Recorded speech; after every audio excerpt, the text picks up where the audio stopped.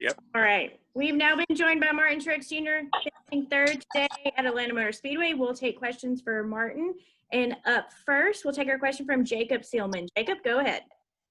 Thanks, Amanda. Martin, it was really a two-horse race, it felt like, for most of the day, and you were so good the first half to two-thirds of that race. Was it necessarily a case of you guys losing something there in that last stage, or maybe just a case where the four got a little bit better when he needed to at the end? Yeah, no, we definitely we lost something. We we were really strong the first two stages, and I was really happy with the car, and we just got too tight there. The start of stage 3, and made some adjustments on the pit stop. It just wasn't enough. So I don't know if the track changed or something changed in our car or what, but we'll go back and look and figure it out. But just way too tight the last 2 runs to be able to mount a challenge, and ultimately cost us third at the I guess the last 25, 30 laps of the race. I just tried to drive through the push and ended up just pretty much smoking the front tires off it, and ended up losing second. So that was unfortunate, but I figured with 20 or so to go, I had to just, lay it all out on the line, see if I could do anything, and, unfortunately come up short. Knowing that you had the pace, does anything from here translate into another tire eater at Homestead? Yeah, for sure. I think it does. I mean, I think, these slick hot race tracks are, are all, characteristics are somewhat similar. The things you need your car to do well to be faster are similar. So, yeah, I was, I've been really happy with our cars. I felt like we had a shot at winning the Southern 500, the Coke 600, chance to win here. So we've been knocking on the door. We've just been, it just feels like it hasn't been our season yet, but we're right there. The guys are doing a great job, and our cars are fast, and we just, we got to put it all together one of these days coming soon. Thank you. Thank you. Okay, we'll take our next question from Jeff Gluck. Jeff, go ahead. Yeah, I just wanted to touch on what you're saying about, this and Homestead being a little bit different. Kyle said he doesn't feel like, the Toyota program is totally necessarily back yet just because you guys ran well today, just because this is such a different track. Do you feel the same way, or do you feel like you guys are making improvements right now?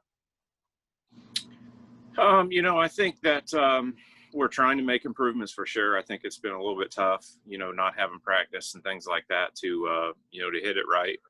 I think our cars are close. I don't think, we're dominant. I think there's some really fast cars out there that we're trying to catch up to. So, we really have to do all the little things right to be able to put ourselves in position to win races. And, we've done that.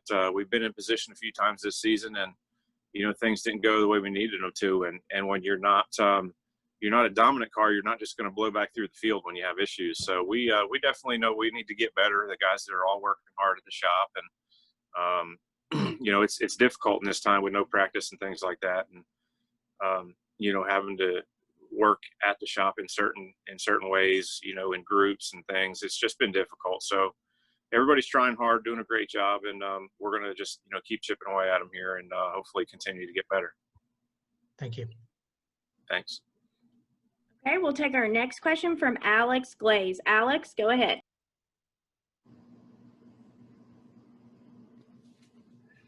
Hey, Martin, question for you. Just with the video that was released before the race today, there's been a lot of talk about it being divisive and, a little controversial. Just why do you think racism in 2020 is so controversial right now? And do you agree with, this being the right time to put that message out there? I really don't know why it is.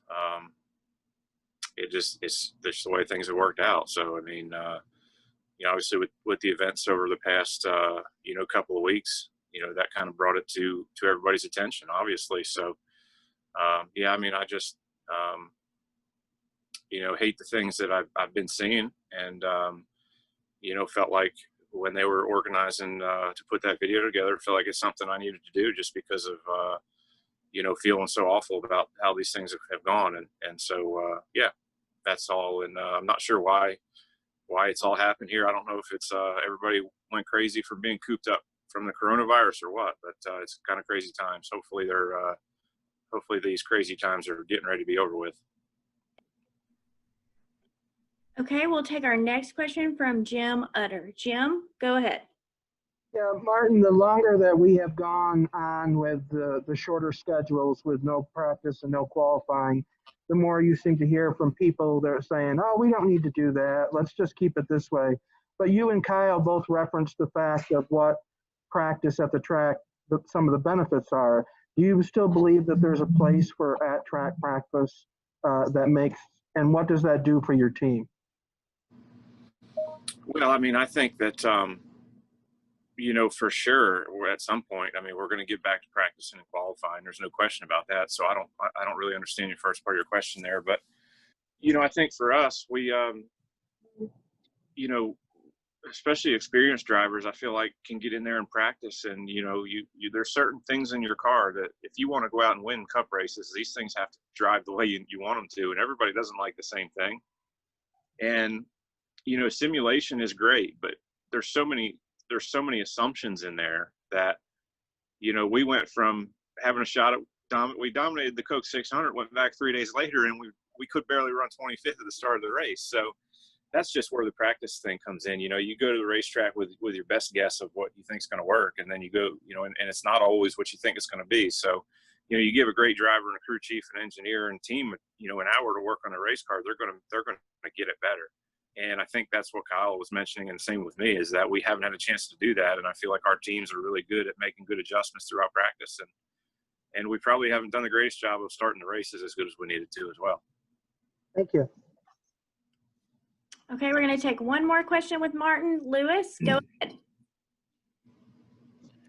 Okay, going into Wednesday at Martinsville, of course, you won the last race down there. How encouraging is it to go down there on a weeknight race with your first top 5 of the season?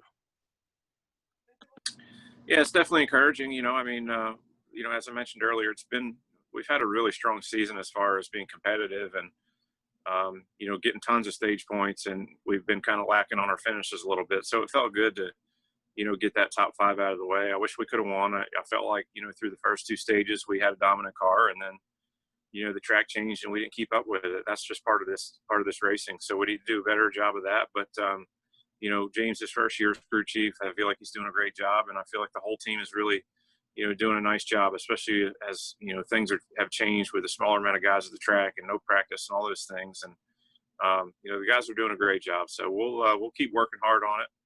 You know, Martinsville's been a good track to us the past few seasons. And, you know, being the defending winner there last time, you know, feels great, but it doesn't guarantee anything. So different rules package, lower downforce this time around. And we'll have to hopefully go there and have something that'll work good off the trailer because, you know, again, no practice. So we'll see how it goes, but excited about it and looking forward to a night race at Martinsville. Thanks, Martin. Thanks. All right, Martin, thanks for joining us, and we'll get to see you Wednesday. Thanks, everybody. See ya.